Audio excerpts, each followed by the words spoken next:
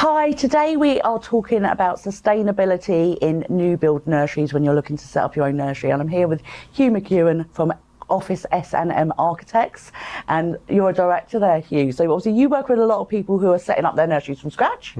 So what about sustainability when you're having those conversations? Are there particular things you kind of always need to make sure you get into a build and into a plan? Absolutely, yeah. And I think I know that sometimes architects get a little bit stuck into kind of the numbers of things, and we end up talking about quite technical things around embodied carbon and in-use energy and all of these sorts of things. And I think that, trying to kind of pull back from that and actually talk around kind of principles is really important, because I think that's how also sustainability can kind of can end up influencing a lot of how settings are put together and how they run as well. So we kind of then tend to look at sustainability through kind of three lenses. So in terms of environmental sustainability, social sustainability, and economic sustainability as well.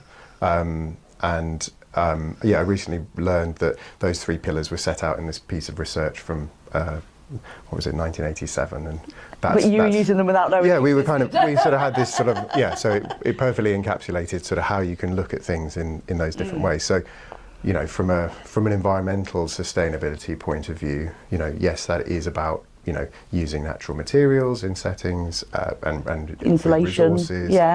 So sort of looking at the carbon footprint of those things, the energy efficiency of the spaces, how that can be improved, and that is really about delivering on net zero and lots of those topics that we kind of hear being talked about. But that's also then, I think, influences those other parts as well. Yeah, they all interact. Exactly, and I think it can, in terms of sort of social sustainability, I think that really comes through into the curriculum. And how can you then start to bring that into day-to-day activities? How can then that start to influence other aspects?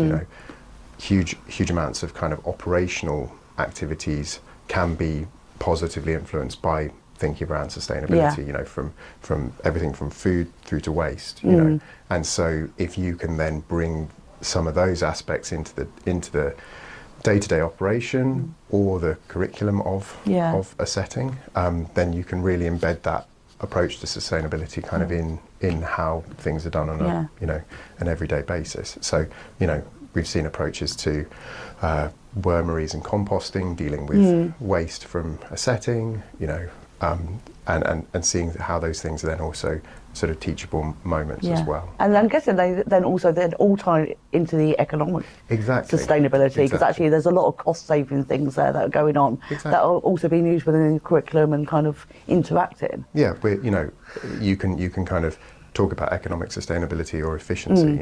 It's about doing more with less. It's about using things well. And there's a kind of virtuous link between all of those three different approaches to sustainability, and they all reinforce each other. So it's really looking at it kind of holistically, but not being kind of overwhelmed by it and starting to breaking it down. Exactly, and not making it overly technical. Every little move has benefits. And they all add up and they all interact. Brilliant. I hope you found that useful. If you have any questions, please pop them in the comments below, and we'll see you again soon.